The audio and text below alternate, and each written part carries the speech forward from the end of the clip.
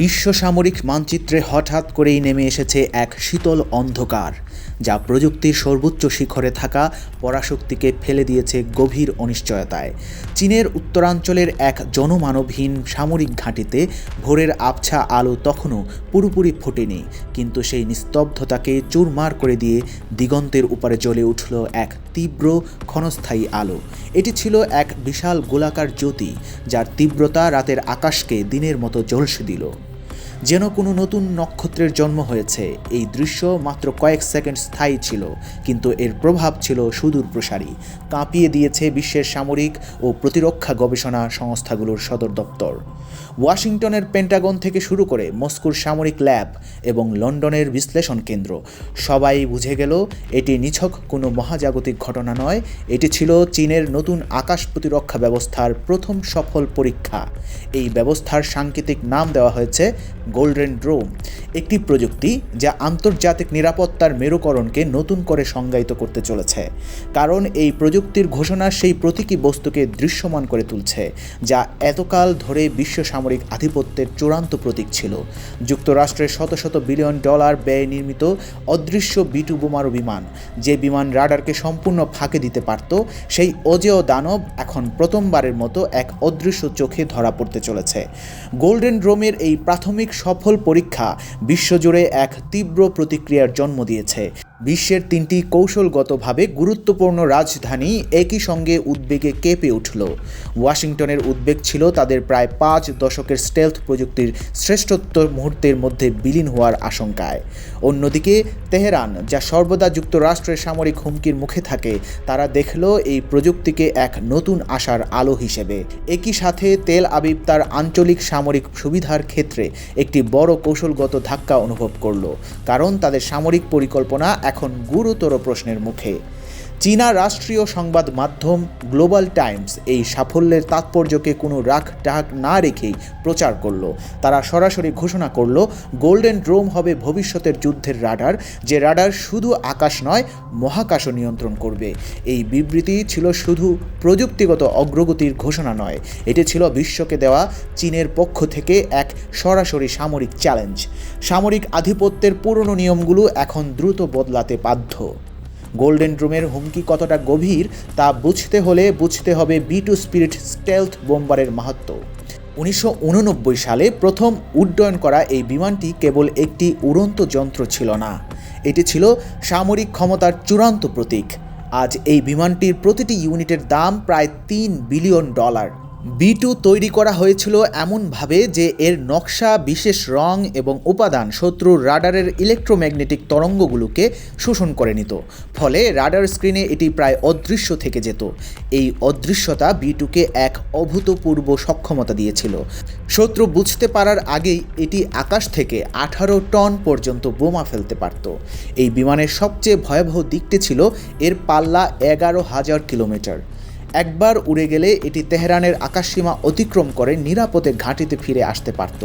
সামরিক পরিকল্পনাকারীদের কাছে এটি ছিল স্বপ্নের অস্ত্র, যা অপ্রত্যাশিতভাবে আঘাত হানতে সক্ষম। 2017 সালে উত্তর কোরিয়ার উপর হামলার প্রস্তুতির সময় এই বিমান ব্যবহৃত হয় গোপন শক্তির প্রতীক হিসেবে, যা শত্রুর মনে তীব্র ভীতি সঞ্চার করেছিল। B2র অজেয় ভাবমূর্তি প্রায় 4 দশক ধরে অটুট থাকলেও চীনের প্রযুক্তির মুখে এর দুর্বলতা আজ স্পষ্ট। এর গতি তুলনামূলকভাবে কম, ঘন্টায় মাত্র 628 কিলোমিটার। এর অর্থ হলো, একবার যদি কোনোভাবে এই অদৃশ্য দানবকে শনাক্ত করা যায়, তবে আধুনিক মিসাইলের আঘাতে তা ভূপাতিত হওয়া নিশ্চিত। বহু বছর ধরে সামরিক বিশ্লেষকরা যে প্রশ্ন করে এসেছেন, কে পারে এই অদৃশ্য দানবকে শনাক্ত করতে, আজ বেইজিং সেই উত্তরটি দিয়েছে। বেইজিং অত্যন্ত দৃঢ়তার সঙ্গে দাবি করছে যে তাদের নতুন আকাশ প্রতিরক্ষা ব্যবস্থা গোল্ডেন ড্রোম একই সাথে 1000টি টার্গেট শনাক্ত করতে পারে এবং পৃথিবীর যে কোনো স্থানে উৎক্ষিপ্ত মিসাইল বা যে কোনো যুদ্ধ বিমান এর নজর এড়াতে পারবে না। এই প্রযুক্তিগত বিপ্লবের মূল কারণ হলো এর পদ্ধতির পরিবর্তন। এটি প্রচলিত রাডারের মতো ইলেকট্রোম্যাগনেটিক তরঙ্গ ব্যবহার করে না, বরং এটি ব্যবহার করে তাপ চিহ্ন। চীনের প্রতিরক্ষা বিশেষজ্ঞ ঝাওলিং ইয়ান জোর দিয়ে বলেছেন, রাডারকে ফাঁকি দেওয়া যায় কিন্তু তাপ চিহ্ন বা স্যাটেলাইট ছবিকে নয়। তিনি ব্যাখ্যা করেছেন, B2 বা F-35 এর মতো স্টেলথ বিমানগুলো রাডার সিগন্যাল শোষণ করতে পারলেও তাদের ইঞ্জিন থেকে নির্গত তাপকে কোনোভাবেই পুরোপুরি লুকিয়ে রাখতে পারে না। এই ইঞ্জিনের তাপ বা থার্মাল ফুটপ্রিন্টই হলো গোল্ডেন ড্রোমের প্রধান লক্ষ্যবস্তু।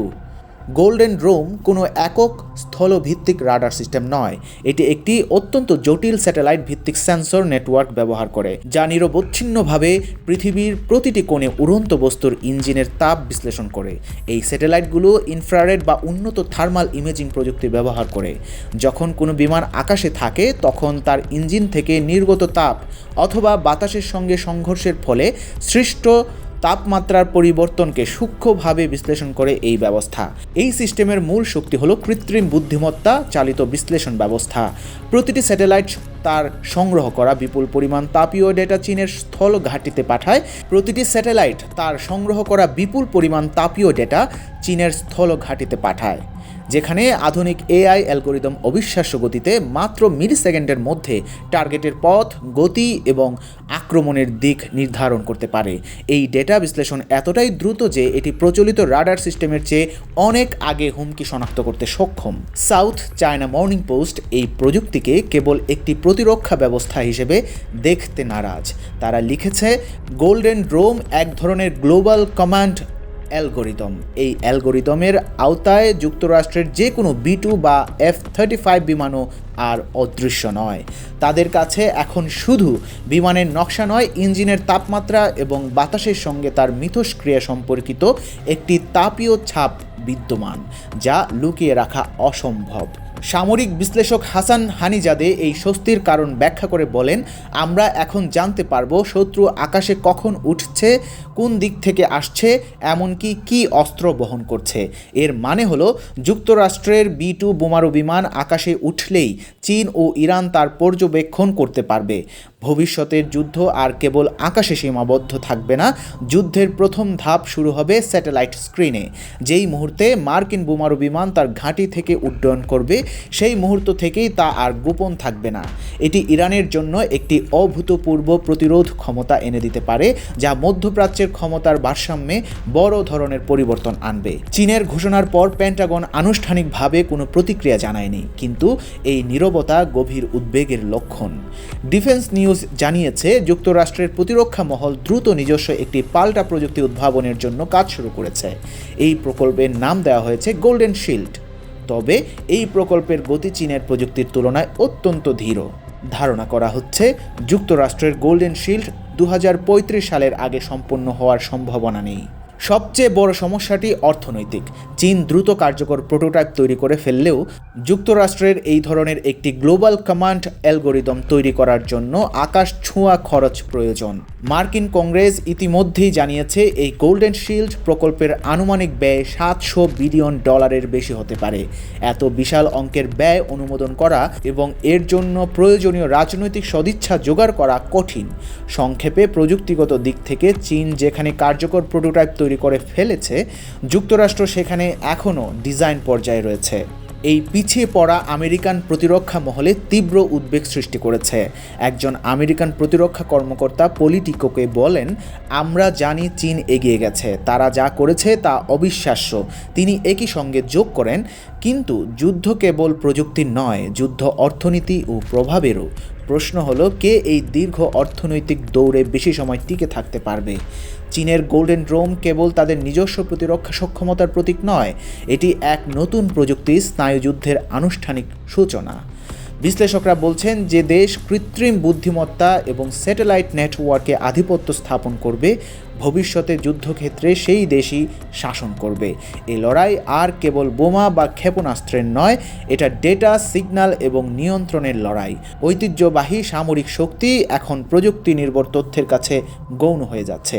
আল জাজিরা জানিয়েছে, চীন ইতিমধ্যে ইরানের প্রতিরক্ষা নেটওয়ার্কে গোল্ডেন ড্রোমের কিছু মূল উপাদান যুক্ত করে থাকতে পারে। এই সহযোগিতা যদি আরও গভীর হয়, তাহলে যুক্তরাষ্ট্রের মধ্যপ্রাচ্যের সামরিক প্রাধান্য নড়বড়ে হয়ে পড়বে। এতদিন ধরে যুক্তরাষ্ট্রের সাথে স্টেলথ প্রযুক্তির কারণে যে কৌশলগত সুবিধা ভোগ করত তা মুহূর্তে বাতিল হয়ে যাবে। একটি বিষয় নিশ্চিত, ভবিষ্যৎ যুদ্ধ এখন আর সরল দ্বৈরথ নয়। স্যাটেলাইটের আলোর নিচে পৃথিবীর প্রতিটি কোণে শুরু হয়েছে এক নতুন ভূরাজনৈতিক খেলা। সেই খেলার নাম হলো অদৃশ্য যুদ্ধের দৃশ্যমান সূচনা। নিয়ন্ত্রণ কার হাতে থাকবে সে উত্তর নির্ভর করছে কে দ্রুত ডেটা বা এআই চালিত প্রযুক্তিতে শ্রেষ্ঠত্ব অর্জন করতে পারে তার উপর। যে জাতি আকাশকে নয় বরং তার ভেতরের তাপ ও ডেটাকে নিয়ন্ত্রণ করবে সেই বিশ্বকে নিয়ন্ত্রণ করবে। এই এক নতুন ভয়ঙ্কর ভোরের আবছা আলোয় ঢেকে গেল পৃথিবী।